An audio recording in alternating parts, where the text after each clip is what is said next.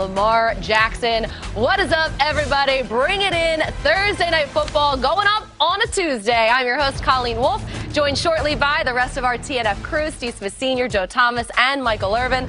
But first, a look at how we got here. A tumultuous couple of weeks for the Ravens as they coped with a full-blown COVID outbreak.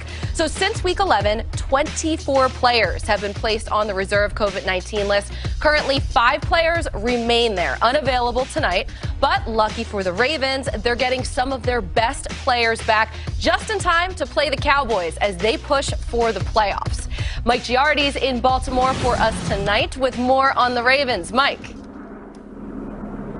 Colleen, Ravens obviously very excited to get Lamar Jackson back, but not really sure what kind of player they're going to get, considering he's only had one full practice in the last 2 weeks, that coming on Saturday. Greg Roman, the offense coordinator, said that he was fully engaged, Lamar was, in virtual meetings for the last 2 weeks and taking part both in practice, tape watching after, and obviously game planning as they try to figure out the best way to attack the Dallas Cowboys and move forward. Of course, it's been 3 straight losses for the Ravens and 4 of their last 5 as they have fallen currently out of the playoff picture. They need to get back and back in business tonight, and Lamar will help lead the way. Absolutely. Having Lamar out there definitely helps their chances to break this 3-game losing streak. Thank you, Mike. We'll talk to you in just a little bit. So that's the good news for Baltimore. The bad news, they watched all of the other teams in the AFC playoff hunt win on Sunday. The Browns, Dolphins, Colts, Raiders, and Patriots all took care of business. So the Ravens still the 9 seed on the outside looking in. But as I mentioned, Baltimore is getting many of its players back, including their quarterback, and we're getting our players back in here. Steve Smith Sr., Joe Thomas, Michael Irvin. We're getting the band back together. It's great to see you guys. It's been a little too long. So will the Ravens, Steve, get back on track with Lamar returning tonight? That is a fantastic question, and Michael Irvin may not like this, but they're playing the homecoming team, and that's the Dallas Cowboys. And unfortunately, this is the perfect time after a long period of not practicing, not being able to play. They get an opportunity to get the get-right game with the Dallas Cowboys, who are unfortunately struggling. But also the Baltimore Ravens have struggled running the ball effectively and efficiently compared to the 2019 season when they were ranked first in big plays. They were ranked second in red zone. Now in the red zone, they're 21st, and in big plays, they're 14th. And they only are averaging 25 points per game. That is not an offense that we have seen out of the 2019, but that is the norm today in 2020. Yeah, Steve, Dallas's defense has played slump buster for a lot of offenses in the NFL this season. Tonight's going to be no different. Dallas's defense is the perfect get-right game for this Ravens team that has dealt with all sorts of adversity over the last few weeks. Now, the Ravens, they love to run the football, as we all know, and it sets up a down-the-field play-action passing attack. And, well, it just so happens that the Cowboys defense, they're the perfect medicine because they're the worst rushing defense in the NFL, and they're also the worst down-the-field passing defense in the NFL. They give up the most deep passes in the NFL. So if I was looking for that perfect dose of medicine to take to get my offense on track that had been struggling a little bit throwing the football down the field, well, good thing the Dallas Cowboys show up on that schedule. Yeah, the Cowboys, they are allowing the most points per game in franchise history in the entire NFL, so it feels like now would be a good time for them to get back on track. And Irv, we're going to get to you in just a second. It is dangerously close right now to the Ravens having a now or never situation to get into the AFC wildcard. But over in the NFC East, a bit of a different story, a story that just got a little more interesting this week. Brace yourselves, I'm about to say it. If the season ended today, the Cowboys would be selecting in the top 5 of the 2021 draft, and there's still a chance they get to the playoffs by winning the NFC East. However, the worst division in football provided 2 stunning upsets this week, with the Giants beating the Seahawks in Seattle and Washington handing the Steelers their first loss of the season.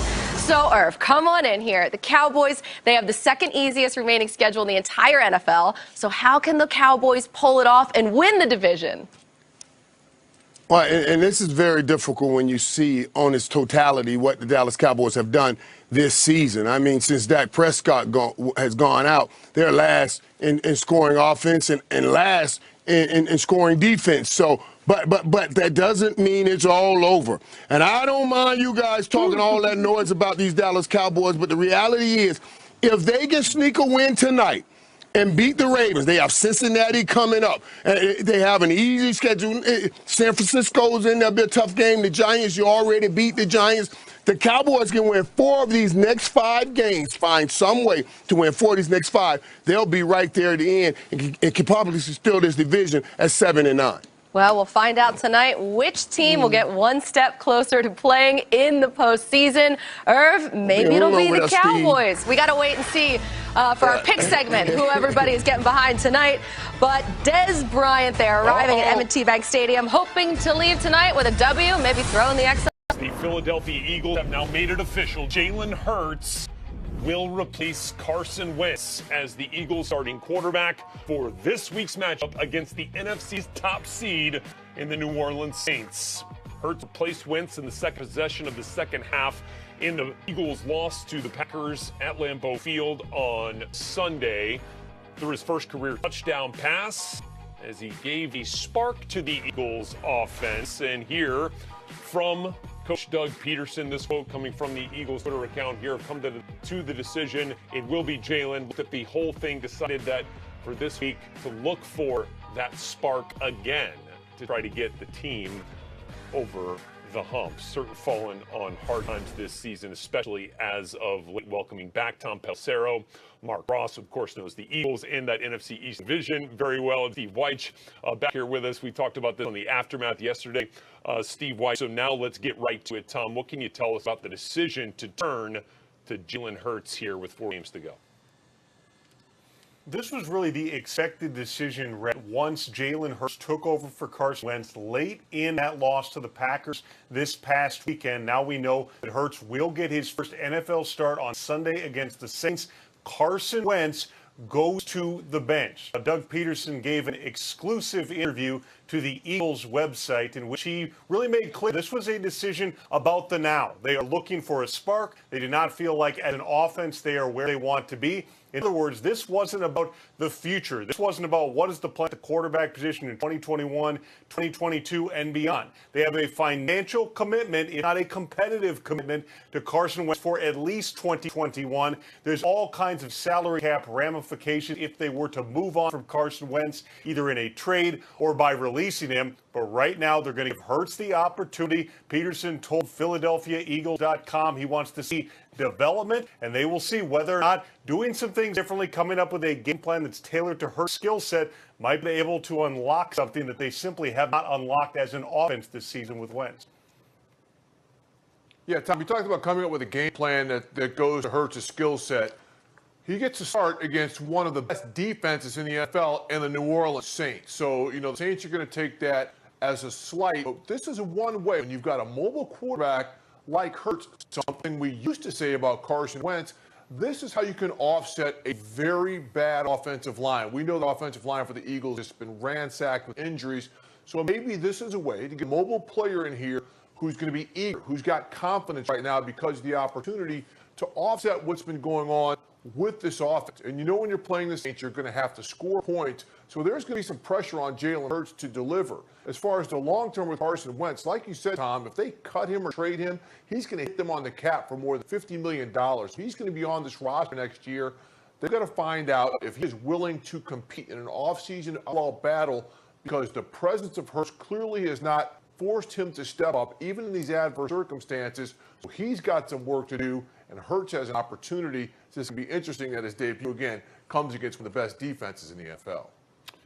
I think that quote from Doug Peterson was interesting. He mentioned the word spark, right? We saw it in the game against the Packers. He ended up leading them, I think, on the second possession there in the fourth quarter. First career touchdown pass, 4th and 18 to Greg Ward. Then they come out, they make a stop on defense. Special teams turns it around, returns the punt for a touchdown. You're starting to feel it a little bit, right? It starts to become palpable. Then things kind of fizzle. Aaron Jones runs 77-yard score, and it was over. But there was a little bit of that spark there. So, Mark Ross, how do you take a spark and turn it into sustained success?